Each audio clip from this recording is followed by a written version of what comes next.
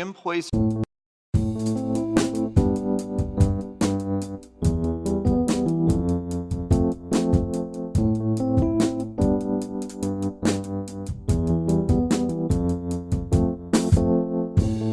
Welcome to episode 4 of the Belief Books podcast. I'm Josh Naiman. So this episode will be a bit different. I think you'll really enjoy it though, and even find it quite useful. This past November, I was invited to document a panel event here in Indianapolis. The name of the event was called Real Climate Change Solutions, Creating Power for Positive Change. Citizens Climate Lobby and its partners hosted this panel conversation, meant to connect the participants to ways they can use their political power to get involved locally, statewide, and nationally in regards to climate change. An episode of the National Geographic series Years of Living Dangerously was shown at this event, but I can't include that. That series examines human dependency on power generated with fossil fuels. If you're interested, check it out on nationalgeographic.com. So, how can we create power in ourselves and others to make political change? I won't actually be your official host for this episode. The event had its own hosts, so they do most of the work for me and ask all the questions. The first is Dory Chandler, who we met in episode 2 of the Belief Books. If you haven't listened to that already, you should pause this really quick, go listen to that, maybe episode 3, and then come back to this one. Then you'll hear from Paul Severance, who introduces the moderator for the panel discussion, Rabbi Scott Fox. As you'll soon discover, this is an incredibly diverse, involved, and knowledgeable group, and they're all awesome people. You'll meet 2 youthful voices already speaking out on the issue of climate change. A former EPA administrator who led in shaping and implementing the Clean Air Act. A high school biology and environmental science teacher who has worked with beluga whales and pinnipeds. And the Citizens Climate Lobby regional director of the Great Lakes region. So let's get to the event. Here's Dory.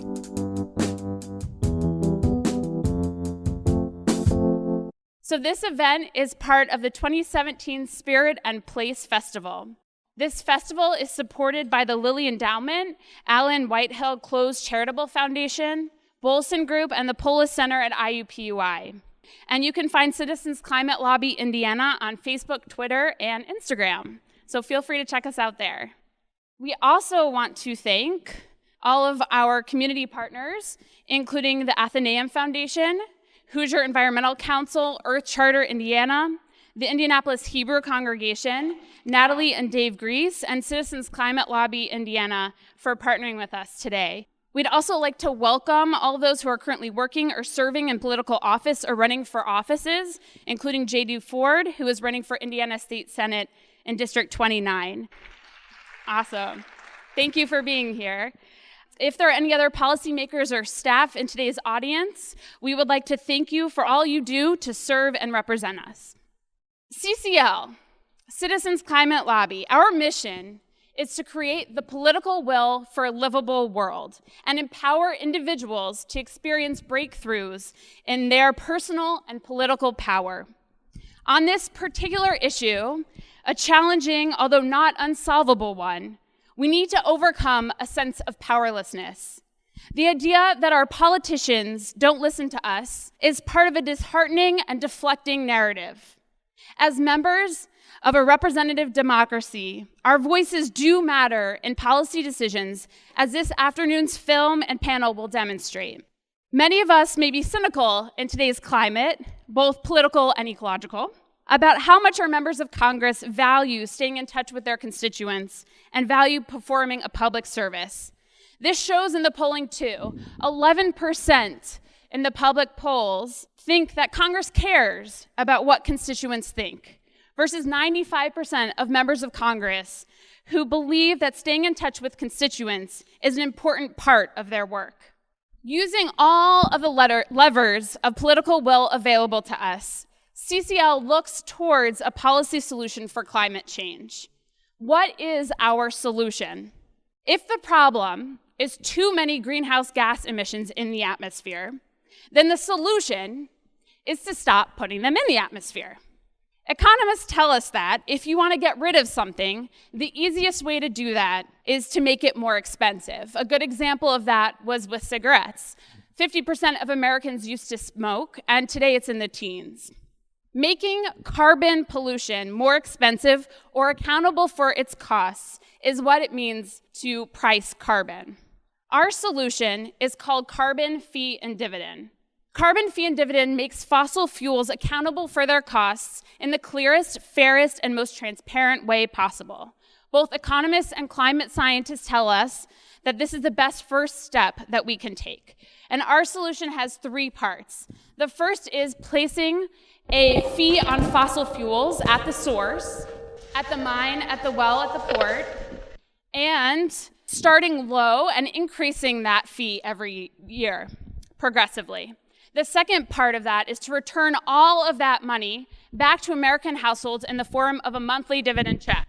So about 2/3 of American households would break even or come out ahead in this plan, and that protects the poor and low-income and middle-class American families. The final part of the solution is a border adjustment on goods imported from or exported to countries without an equivalent price on carbon. This does both encourage other nations to adjust and adopt their own equivalent price on carbon, and it awards both producers, consumers, and other nations if they emit fewer greenhouse gases. So carbon fee and dividend has bipartisan support. The most vocal supporter is Dr. James Hansen, who is also serving on our CCL advisory board. He says the backbone of a solution to the climate problem is a flat carbon emissions price. This price must rise continuously at the rate that is economically sound, and all the funds must be distributed back to citizens, not to special interests. And that's really important, as we'll see also from George Shultz, who is the former Secretary of State and Secretary of the Treasury under Reagan. He's also the oldest living member of the cabinet in age 96. And he says, "We argue for revenue neutrality on the grounds that this tax should be exclusively for the purpose of leveling the playing field, not for financing some other government programs or for expanding the government sector." Also, there's support from the Niskanen Center, which is a libertarian think tank in Washington, D.C. And also recently, back in February, the Republican Climate Leadership Council, which is made up of Republican business leaders and politicians, promoted a similar plan to this administration, arguing that this is the best way to make ourselves accountable for this pollution.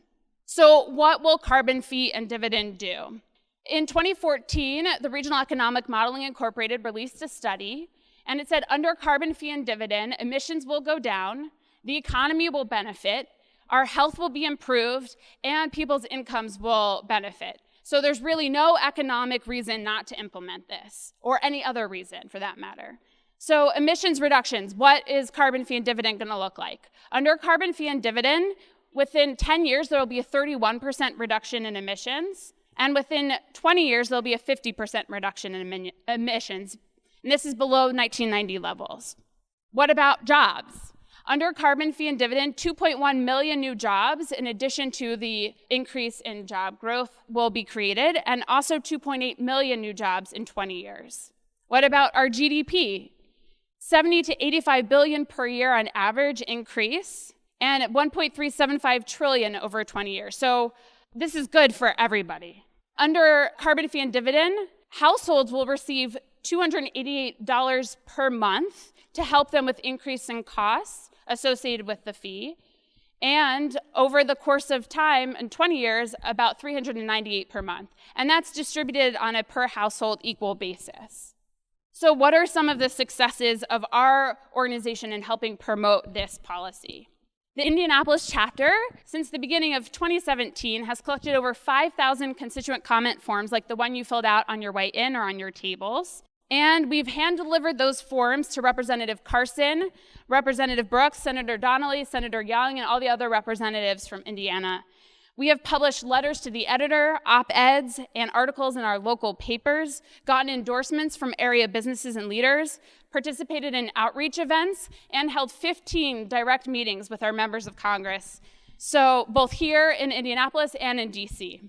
So through these actions, we are slowly changing public opinion and creating the political will for climate action. We have seen these actions actually affect nationally with two successes. The first is Republican Climate Resolution, and the second is the Climate Solutions Caucus, and I'll talk briefly about both of those. So the Republican Climate Resolution is a non-binding resolution which is made up of members of the House of Representatives, and it says that climate change is real and that we as Republican leaders need to do something about it, and it's human-caused. So at the beginning of this year, there were 18 signatories, and today there are 23, the 22nd of which was Representative Susan Brooks of the 5th Congressional District here in Indiana. And that was after our meeting with her in June. We asked her to sign on, and she did sign on, which was amazing. So our next request from both our representatives, so our Indiana chapter covers both Congressional District 5 and 7. Our next ask is that our members of the House join something called the Climate Solutions Caucus. This was something started by Representative Curbelo and Ted Deutsch, Representative Deutsch from Florida, when they saw all of their constituents literally going to be underwater and realized that they needed to do something about it. So they started a bipartisan Climate Solutions Caucus. In order to join this caucus, you need one Republican and one Democrat have to join together. So what has this Climate Solution Caucus done? So far, they've actually blocked a number of bad bills in the House, which is really exciting. They've been working as a voting bloc. Recently, on Monday, November 1st, the Climate Solutions Caucus was on the floor of the House talking about the work that they've been doing. And Congressman Panetta from California actually said, we need to start governing with leadership. The Climate Solutions Caucus understands and believes that we in Congress need to lead. So the caucus is not just impacting climate legislation, but it's actually also having an impact on the way that our representatives govern and helping them believe that our political institutions can actually work and help them govern. Ted Deutsch said that it gave him hope in the political institutions that he works with. So what can you do? You can write your elected officials and express your concern about climate change. You can find out who your rep is and give them a call. And so they know this, they take notice, and they say this is one of the most important things, is hearing from their constituents. So we let them know that we're going to keep letting them hear from us. You can also connect us with local leaders who are concerned about climate change. One of the things these members of Congress tell us is that it's extremely important that they hear from not just their constituents, but different types of constituents and different leaders within those fields. So we have something called the Indiana Leaders Letter. And if you're a business owner, or if you know of someone who's a business owner or a leader in the community, you can sign on to that letter.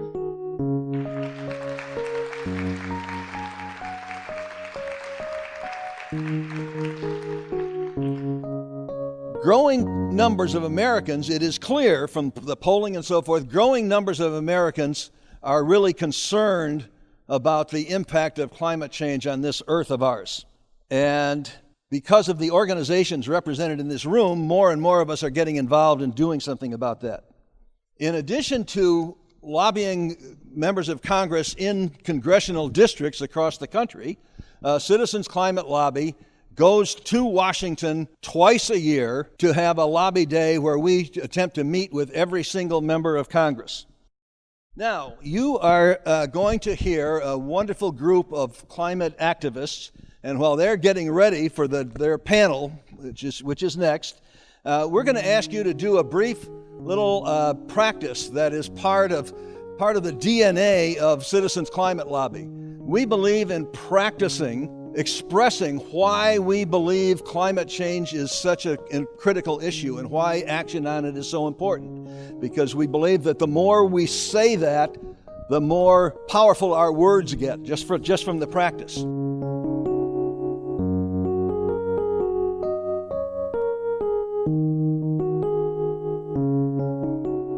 Okay, thank you all very, very much. I hope that we will be working together to make those presentations many, many times over the coming months. Now, it is my pleasure to introduce the moderator for our panel of climate activists. Rabbi Scott Fox is the Associate Rabbi of the Indianapolis Hebrew congregation. He grew up in California, went to the Hebrew Union College, and before he came to Indianapolis fairly recently, he was the Reform Campus Rabbi at Cornell University.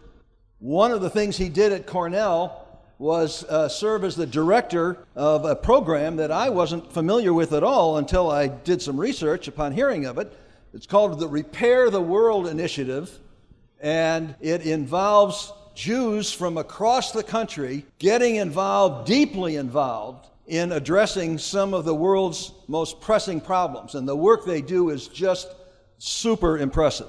So in addition to his work with that and his work on environmental issues over many years, Rabbi Fox is an accomplished jazz guitarist and an expert surfer. I wouldn't say expert, but I've been on a board. So we are very blessed to have Rabbi Fox with us here in Indianapolis. We are doubly blessed that he brought Dory to Indianapolis, and we're blessed to have him here. Rabbi Fox, thanks so much for being here. Well, thank you. So it's my hope that this can be a conversation for all of us. And so to help us have that conversation, I brought out some questions that I thought might come from all of us that I'm going to ask initially. But I have these cards. I'm going to hand these out to Dory to hand them out to everyone. And I wonder, while we're talking, write down comments, and we'll have a couple people collect them. I want to bring this as a conversation for all of us. Now, I'm going to jump right into the questions and right into the introductions, and that is to give many different voices to this. As a festival of spirit and place, we want to give different voices, different ways that we've brought our voices in a powerful way to our legislators and our passions about making our world into a better place with lots of different voices. And so we have lots of different voices here on the panel, and so I'm going to introduce everyone. So first of all, we have Janet McCabe. Janet is an Environmental Law and Policy Center Senior Law Fellow, working to advance policies to better protect healthy, clean air and environment and providing safe, clean drinking water. She served for 7 years in Barack Obama's EPA as acting assistant administrator for the Office of Air and Radiation, playing a lead role in framing, shaping, and implementing Clean Air Act standards. Before that, she served as executive director of Improving Kids' Environment here in the city of Indianapolis and assistant commissioner for the Indiana Department of Environmental Management, as well as assistant director for policy and implementation at the IU Environmental Resilience Institute, and she holds a BA from Harvard as well as a law degree from Harvard Law School. Yeah, please. Let's let everyone be welcome, feel welcome. Janet, thank you so much for joining us. And next we have Stanley Jaguna. Stanley hails from Nairobi, Kenya. He's a junior majoring in law and public policy at IU Bloomington, and he's a student activist. He's pushed Indiana University to be more responsive to climate change issues and to declare itself a sanctuary campus. He's currently an intern as well for Citizens Climate Lobby.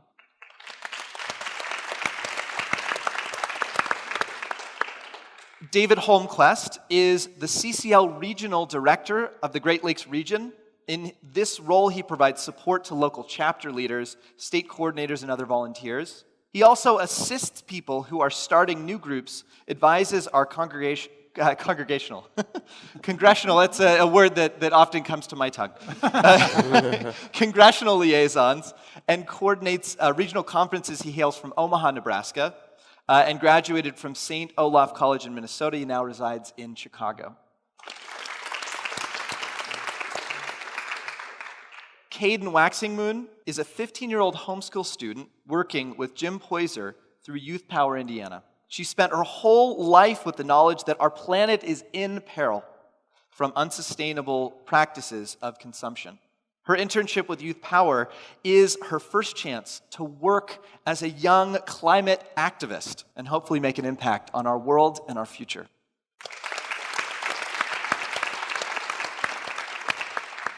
And Kate Faust, found her inspiration with biology. She is a biology and environmental science teacher at Kankakee Valley High School in Demotte, Indiana. She previously worked as a beluga whale and pinniped trainer at the Mystic Aquarium in Connecticut. We were just talking that it's not so different. Working with beluga whales and teenagers, not so different. She has a master's of education from Valparaiso University and studied wildlife science at Purdue and zoology at James Cook University.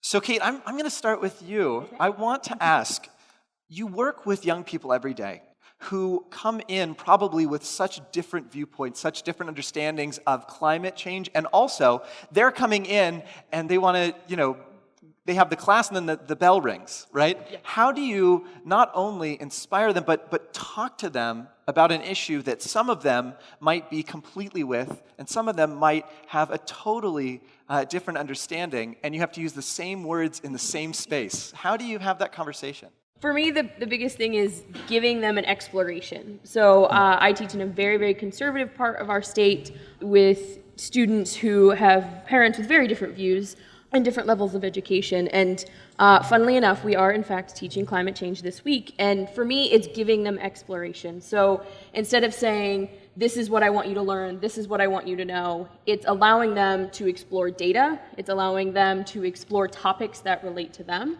And it's showing them that they have an impact.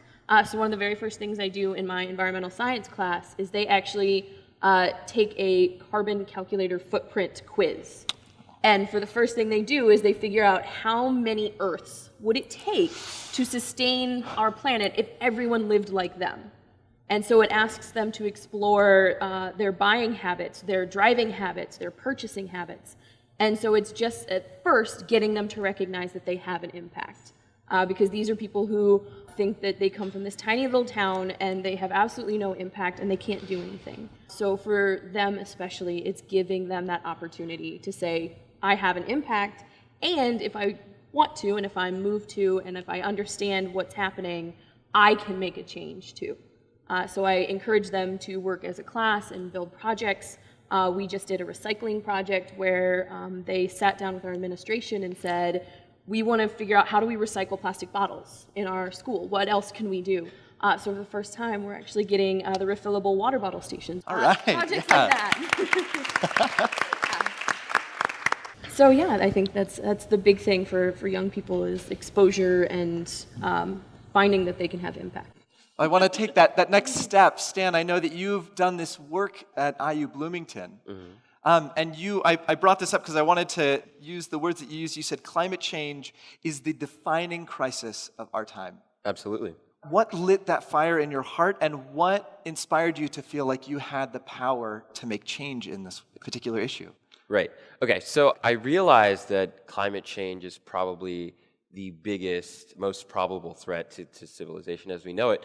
During the 2016 college policy debate season, which was on greenhouse gas emissions reductions, and I came across a lot of the very scary scientific literature about the problem and all of the ways that it manifests, and not only that, but all of the different aspects of human life and of the way that we think about our issues that climate change really tests us on. And I spoke about that. I touched on some of those issues in my speech at the People's Climate March. But once I realized that no matter how much progress we would make on things like, let's say, healthcare or education or the cost of college, wealth inequality, racism, anything that you can name, the ultimatum on all of it is whether or not we have a planet to live on, a habitable planet. And so with realizing my own agency, it's sort of, I know that I study policies, I practice talking about policies. I'm somebody who's always in the realm of political conception and things of that nature. So I felt like I could persuade people to really recognize not only their own agency, but what it's going to take and how we have to completely reposture in order to approach this in an effective way that can actually check the problem. So it was more of a run before I even really recognize, like, you just sort of start working and then you see what sticks. But yeah, I'm definitely going to continue ringing the bell because, it's something that as students going into the world and practicing what we're going to contribute and what kind of citizens we want to be, this is something that has to be at the forefront. And I'm just trying to bring it to the forefront. Yeah. Janet, I want to ask you, you've been in the midst of watching this policy take place, and you've been in the middle of the government workings of having these things take place. First of all, I have to ask, what was it like for you to see, I imagine you've been on that side of the couch as well, but to see the video and your experience of that? There were some flashbacks happening. Yeah. Definitely. Yeah, I have been on the other side of that, and I've been in the witness chair in the congressional hearing rooms, and it can be just as frustrating and just as exhilarating as the folks in the movie reflected. It's easy to get discouraged when you're in that, and it's very easy, I think, for people to be discouraged right now.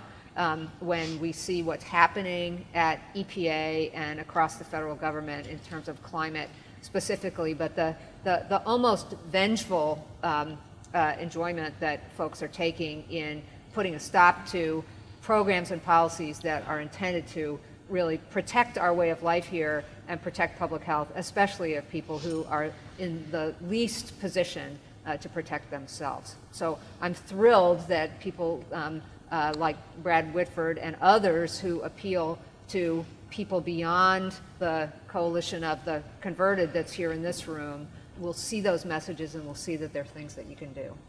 Seeing the work that can happen on both sides. Yeah, absolutely. And I think what's frustrating to a lot of us, and we heard it reflected in the program, is it's just not fast enough.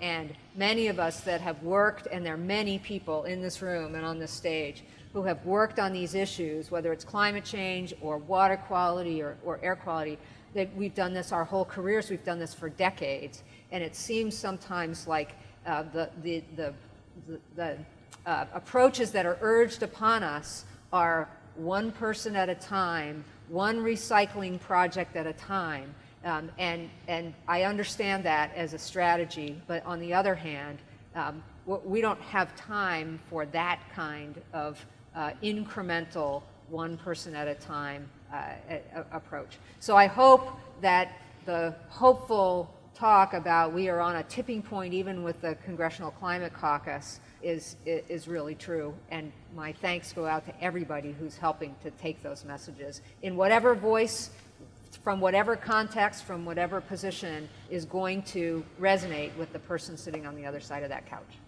Yeah.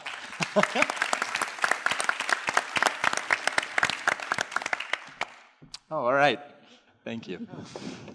So, David, speaking specifically about Citizens Climate Lobby, and I want to make sure that we're giving multiple voices and that we're speaking also about Citizens Climate Lobby. You had said that one of the things that drew you to it was simply that it was simple, honest, and transparent, that there was a key issue, a key part of the legislation or a key legislation that people could get behind.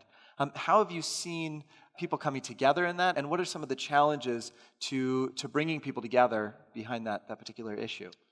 Well, I don't think it's challenging to bring people together behind the policy because it's simple, honest, and transparent. I think that it's interesting to try to contrast it with previous efforts at climate change legislation. The Waxman-Markey cap-and-trade bill in 2009, by the time it was through the House, was 1,800 pages. Our bill will be on the order of 18 pages. Now that will generate quite a bit of regulation, rulemaking, and procedure that'll have to be written. But the basic intent of the legislation is very simple to grasp. And I think that makes it intelligible across a broad spectrum of people, number one, in terms of developing support. It also, I think, provides a model for good legislation. One of the reasons that I was attracted to it, apart from the fact that I think it can be effective emissions control policy, which is what we need. We need emissions control policy. We also need the incremental one footprint at a time. We need all of that. We need people in the streets. We need everything we can do to raise consciousness around this issue to create the political will for our members of Congress, create the cover that Brad Whitford talked about. And so I don't see it as a challenge, but as an opportunity. And it's also a way to cut through people's cynicism around the political process. I know that's exactly what brought me into Citizens Climate Lobby. I was deeply cynical, and the first time I heard Mark Reynolds, our executive director, talk about Citizens Climate Lobby, I could feel that cynicism start to not go away. It's still tucked back here, but I work in spite of it now, and I don't let it stop me from what I do. Yeah.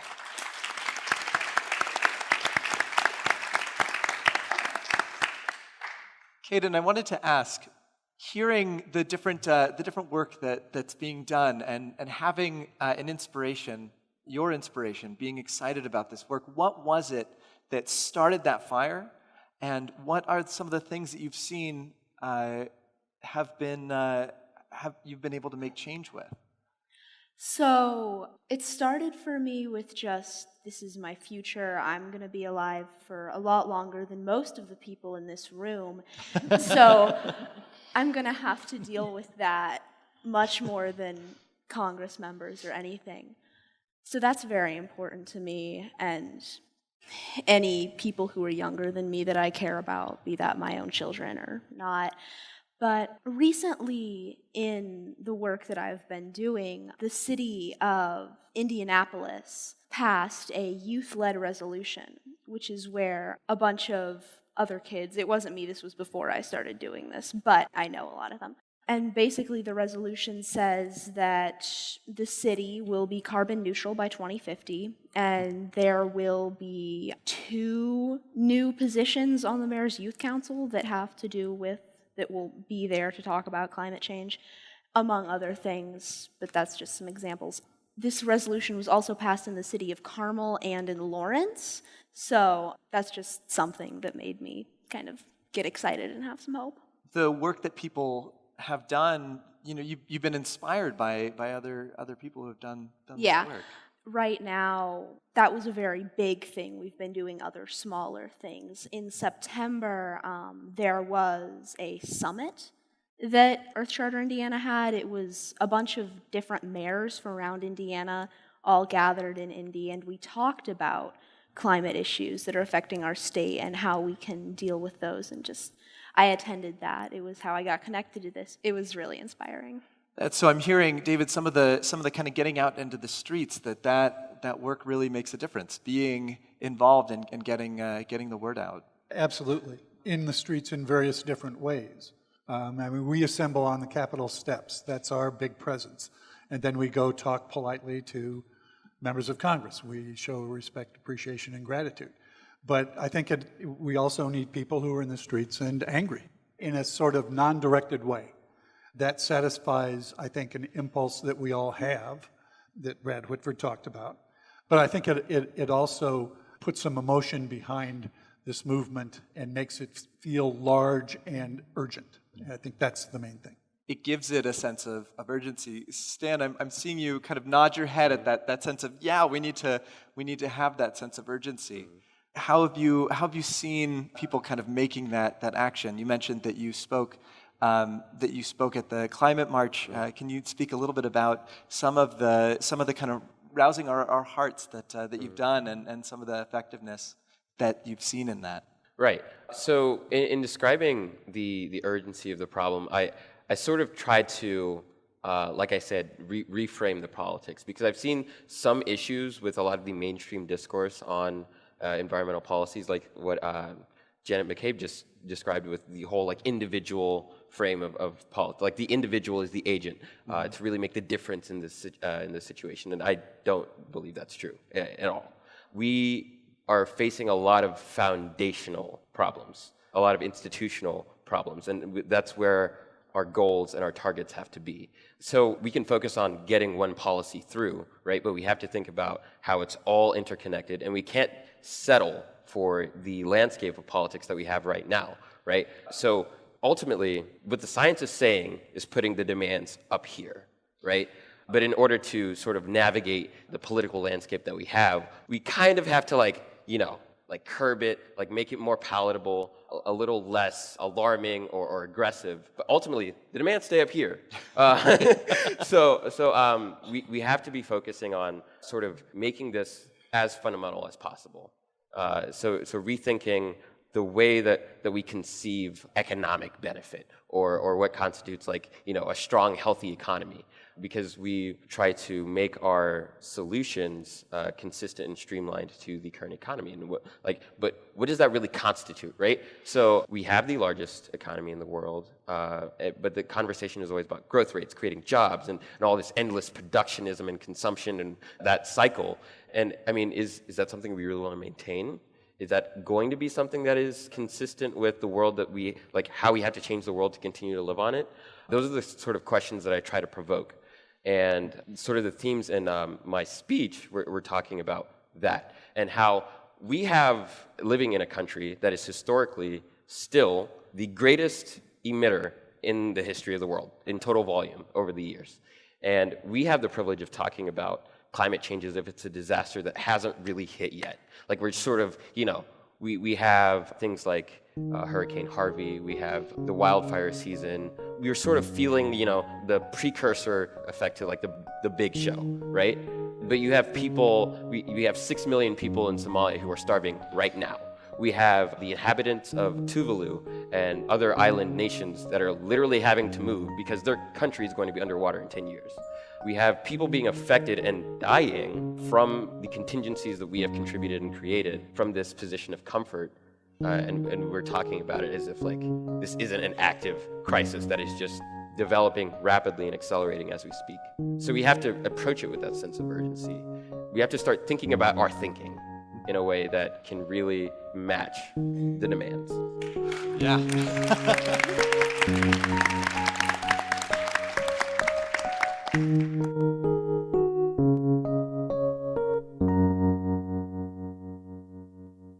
I am grateful for the opportunities I've had and for the amazing people that I've been able to meet in this series, but I'm especially grateful for my now 10 patron supporters. I want to thank each of you, but especially those who are official publishers of the Belief Books. Those people are Hyundai Naaman, Mark Naaman, Bill Marpom, Nectar Gems, and Benjamin C. Stout Photography. I hope that I can express my thanks and give back with the work I do on this series. Thank you all so much for your support. Okay, back to the event.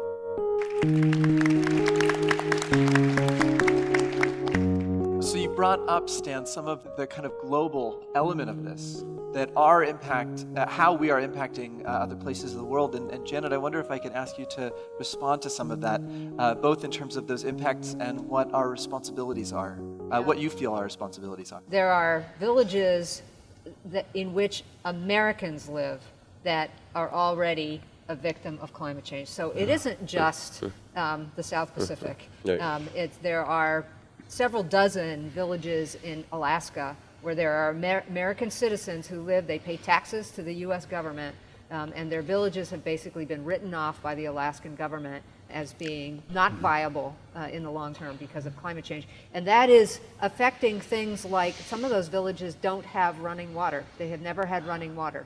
And they're not going to get it because those villages won't be there in 10, 12, 15 years, something like that. So, and we've seen with the hurricanes and what we saw about Florida, it's hitting us. I think in the Midwest, it's a little harder for people to see that, right? Our climate here is going to be like Texas. There's some number of people that say, well, that's not so bad.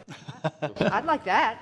And then you think about, well, would you really, when you think about what it means for the corn crop and the soybean crop and our water systems and people who don't have air conditioning in communities and elderly people who don't have a place to go to stay cool. You also think, well, if it's going to be like that here, what's it going to be like in Texas? And where are those Texans going to move when it's too hot for them there? But it's still kind of hard for people to see. I was very lucky to be in the federal government at the time when I was. and got to go to the Paris climate talks where the United States was the big hero.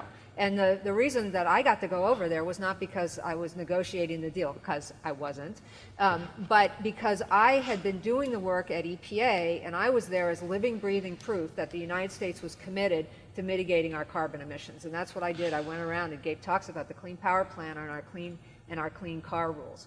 I don't want to take too much time because there's so many people here to talk, but I do want to say now, in case I don't have a chance to say it later, we're not done.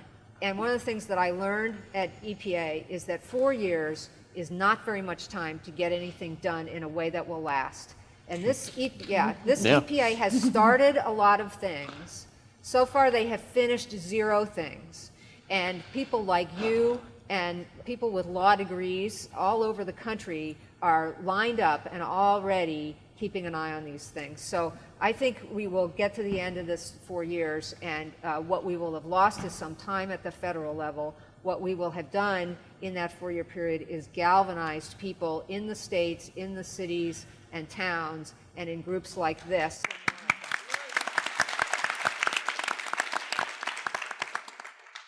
David, I know that you're involved in the kind of rallying of the troops in that, and I'm curious, given that there's currently an EPA that does not seem too responsive to a lot of the concerns that have been talked about here, how have you talked to members of Citizens Climate Lobby and other members of the community that is advocating for these issues on how to pardon the pun, weather these next years? Yes, and as Janet was saying, and she would know much more about this than I, but there are legal obstacles to the Trump administration doing what they want to do with regulation. They can't just repeal the Clean Power Plan. Under the current state of the law, if I'm not mistaken, it has to be replaced with something. But and there are outstanding court cases yet to be adjudicated. This is by no means, as she says, it's a long process. In terms of Citizens Climate Lobby, we focus on the things that we feel that we can influence. And the Climate Solutions Caucus is probably the greatest example of, first of all, the efficacy of our approach and the fact that things are not always what they seem. A year ago, we were preparing for our November lobby day, a week after the election, and we were all shell-shocked. We were preparing on the Monday before the Tuesday lobby day, and we really were concerned that a lot of Republican lawmakers would tell us that with the new administration, your issue's kind of off the table. It's been nice talking to you, but there's really nothing to talk about anymore. And that was not what we experienced at all. We experienced, let's talk. It was in no case were we turned away. And the Climate Solutions Caucus, after the election, was down to 6 Republican members. It now has 30. And a lot of those members have joined in a conscious attempt to position themselves against the administration on this issue. And so what Senator Whitehouse was talking about, those members of Congress who say, just keep talking and sooner or later this will turn. We see that happening. And in certain ways, the Trump administration, it has galvanized activists across the spectrum of progressive causes. It's generated lots and lots of money, lots and lots of activism. I think it actually has emboldened quite a few Republicans, and it's kind of counterintuitive. But we've been concentrating on trying to leverage that sort of pushback against the real craziness that's now coming out of Washington. And we're having some success with it, and we think that that's the way to keep on doing it within our ethos of, expressing gratitude, appreciation. One thing that I'm hearing a lot of this evening is not only is there so much power in our hearts, but there's a lot more power that we have the ability to harness than we may be recognizing. And so, Kate, I want to ask, because I know that a perfect microcosm of the entire world is the classroom. You see so much of this happening. And I'm curious whether you can give a voice to some of the power for that change that you've seen in your classroom, just in that microcosm of our greater society. I can say it's actually empowering. After I picked myself up off the floor after the last election and, made my way back into the classroom, I was actually encouraged by a lot of the questions that they were asking these A lot of, the millennials get written off, but they are asking questions. They are not just following what their parents have said or what their parents have taught them. And through a variety of projects and exposing them and giving them space to ask questions, it has been very encouraging. We, talked about climate change. We talked about different ways of why did this happen? Because they thought they knew a lot about politics, and they thought, they could predict what was going to happen. And then a lot of them were actually shocked. And not to say that a lot of them weren't very happy about it, because they were, but a lot of them were shocked and kind of asked, well, what happened? Why did this happen? What can I do now? So it's been very encouraging for the younger generation because they see these kind of issues as no-brainers. There are a lot of them who are like, well, yeah, climate change is happening. They've been raised to hear those words all the time. And other things like the recycling programs, that they know that that's just what they should do. They don't question it. They go into the lunchroom and they say, okay, well, where's the recycling? That's encouraging to see younger people recognize these. And, I told them I went to the climate march, and they were so excited to see someone they knew who went there. Even though they were far away from it, they sent their support as well. So within the classroom, from, places like inner city, all the way out to our rural communities, the younger generation does see what's happening. And they do know that there are issues. I think the big problem now comes of they don't see how to get to the solution. A lot of them have a lot of apathy in that they just don't think that they can do it. They don't know individually, so it is connecting them to bigger issues, connecting them to people who have resources to do this. So I think they want to make the change. We have to be able to give them their own voice and find their way to do it. Yeah. Thank you for being in the classroom and doing that. Yeah. So I have some questions here from all of us that I wanted to give voice to them as well. And so, Caden, here's a question for you, and it actually ties into that. The question is, when you're speaking with peers about this issue, and it sounds a little bit like it may be that there's a general consensus among the group. I imagine that happens sometimes, doesn't happen others. How do you speak together about it? And I'm going to add in a piece from another one, which is, how do you, if you're looking at a future that it can look a little bit dim, how do you keep hope alive in those conversations? So most of the children my age that I talk to, we kind of all agree that climate change is an issue. Some are more optimistic than others. Some believe we're all kind of doomed. And it is kind of hard not to feel like that sometimes. But also we get to look at positive things that are happening, like in the news when we find those. But it kind of depends. Like, I can't really see being able to talk someone into being optimistic, but it's always nice when they are.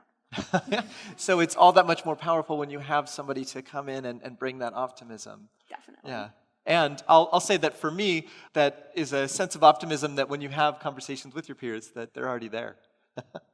Yeah, please, Janet. Comment on that for a minute. Please, yeah. And actually, I want to say as much that my hope is that this is really a conversation. So, Janet, thank you for opening that. Yeah, well, happy to interrupt.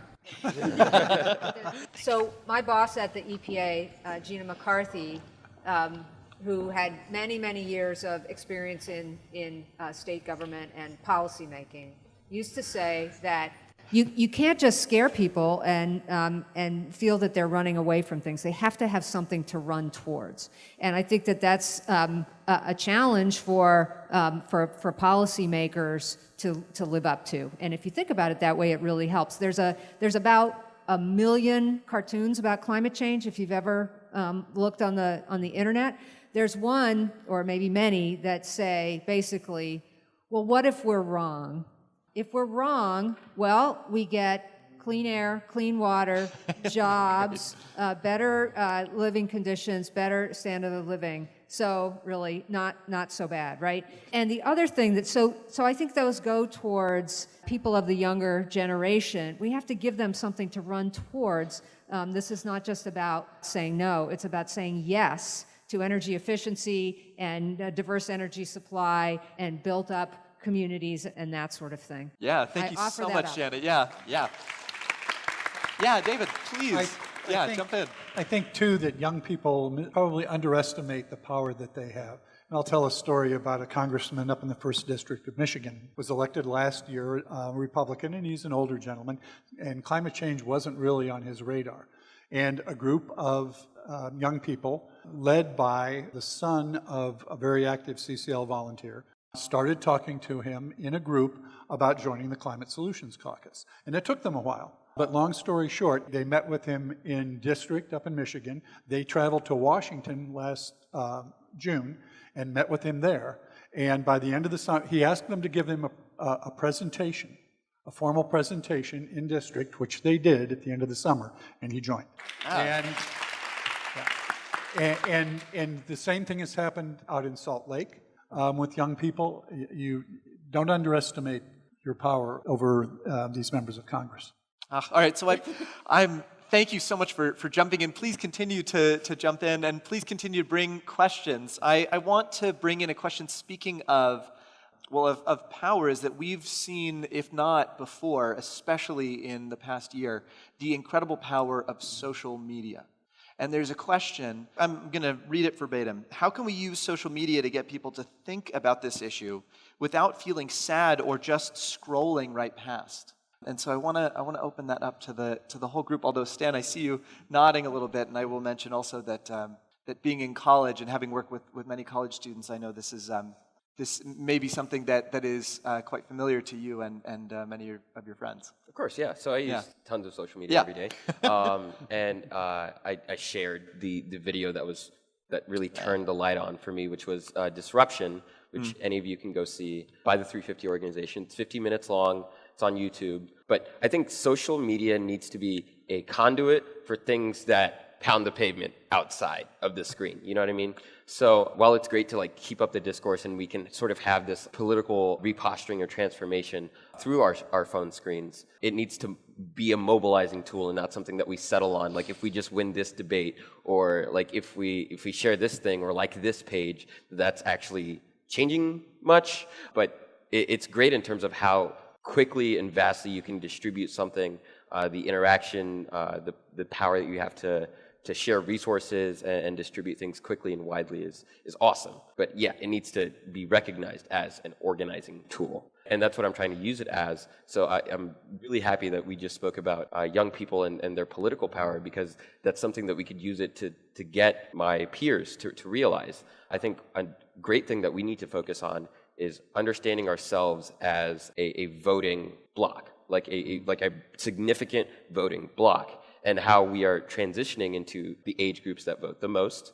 We could do that a little bit sooner.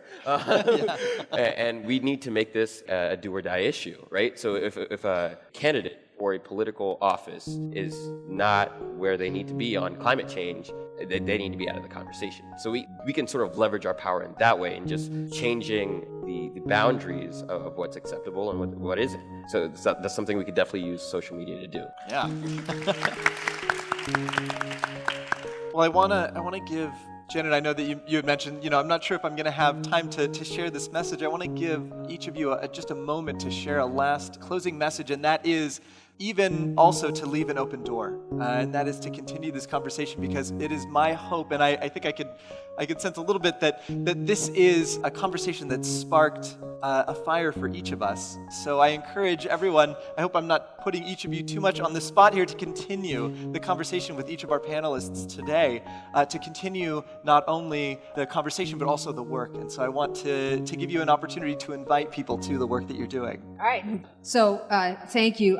One thing I'm thrilled about is that I'm one of the oldest people on this stage, which is not always the case. And so thanks to all of you who are picking this up. There are definitely more of us than there are of them, and which goes to the point that you made. So there are many great things going on. I've just joined up with Indiana University's Environmental Resilience Institute. This is one of IU's grand challenges as part of their bicentennial. It was actually one of the things when I came back from Washington on January 22nd, and was in the fetal position under my desk for a couple of months, writing op-ed after op-ed that nobody would publish.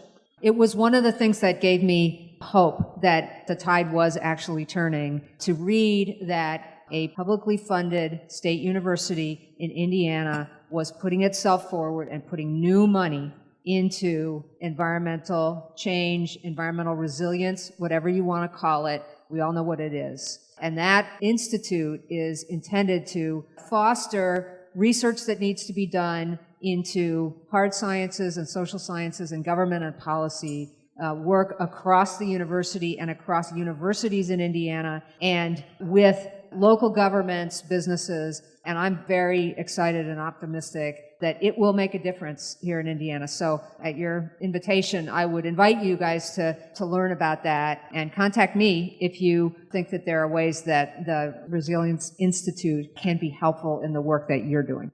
Yeah. I would say that climate change is an issue that we have because it is the result of a lot of fundamental problems that we have and a lot of issues that things that we have misconstrued. So going forward, we have to recognize how incredibly interdimensional the problem is. And you don't want to get overwhelmed with, fighting on this front and this front and this front and this front. Just realizing that there is power in creating a collective organization, in sort of, setting new standards, defining what the truth is. And going forward, we have to make sure that we don't submit to because we're fighting on a skewed landscape right now.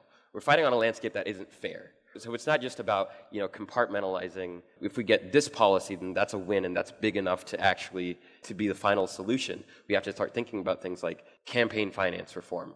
We have to start thinking about, changing who's on our local government, who represents us in Congress. We have to start thinking about if preserving the economy is the central question.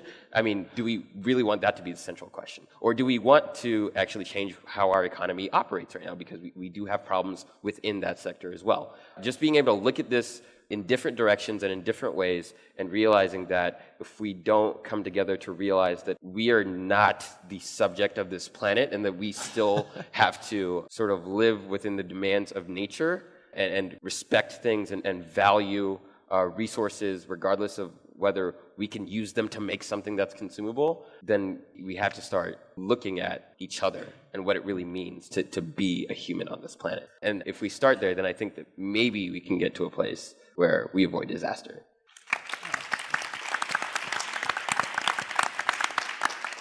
David.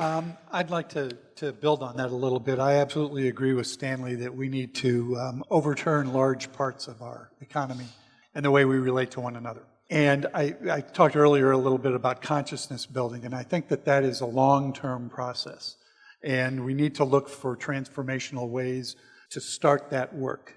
And again, this is what has attracted me to Citizens Climate Lobby, is that I think it is potentially transformational in terms of our political system.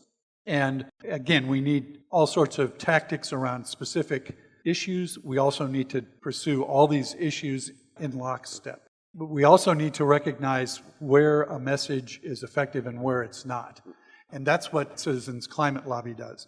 And we approach it largely from an economic standpoint. We speak to conservatives because they control the Congress. And we determined that they would some 7 years ago for a good decade. And that if we were going to get anything done on a time frame that's meaningful, we had to have Republicans on board. So our message is tailored to them. And the first thing we had to overcome, which was featured in Dory's presentation, is the notion that we can't deal with climate change without destroying the economy. So we take an economic message to people at the expense, I think, of certain moral issues that I think are paramount in this debate, issues around equity, what I like to refer to as equality, which is something that I don't think as a society we talk about at all. We bemoan inequality, but we don't talk about what equality would look like. These are the things that I think we need to be looking at in the long term, and we need to be looking at transformational ways to get there step by step. And coordinating all that is a job for all of us. And there's something in that work for everyone. And I would take hope, even in spite of, as I say, what appears to be a disaster in our politics and totally dysfunctional politics. There are forces at work in that dysfunction that we can take advantage of. And one last thing, in Citizens Climate Lobby, we've been shopping this proposal called carbon fee and dividend for going on 10 years now. As I said, we've been talking to the Republicans. Our goal has always been to have 10 Republican co-sponsors for that legislation before we introduce it, before we even tell people exactly what's in it. And we think we might be there. And if that happens, and it's through this Climate Solutions Caucus that this consensus is developed, that the people have gotten the cover to come forward. If that happens, we're going to need everyone's help when we have a bill, then when we have a bill with a number on it, then we're going to have the attention of every staffer in Congress. And we're going to need everyone's help to bring that to their attention and move it forward.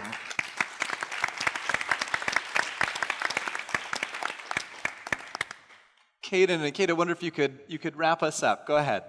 I just think it's really important to stay optimistic and to not feel crushed in this fight.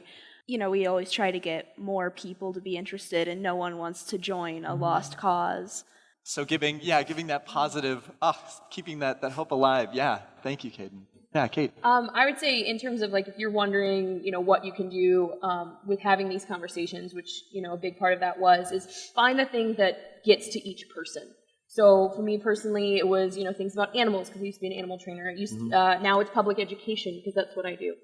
Find the thing that, if you have a person that that they're just not getting into this, find the thing that they think is really important. If they're talking about market-driven strategies, that's a big way to start the conversation. Because one of my favorite quotes is, "We will only conserve what we love, we will only love what we understand, and we will only understand what we are taught." So opening up that big conversation is important. Well, let's keep that round of applause going. I want to thank our panelists so much for inspiring us, and I know that I am so excited to continue this conversation with each of you. Thank you. Thank you. Thank you so much to our panel. One more round of applause for our moderator and our panel members. Some of them Chicago, Bloomington, Indianapolis, via Washington. So thank you all for being here. Really appreciate it. Enjoy the rest of your evening and feel free to stick around.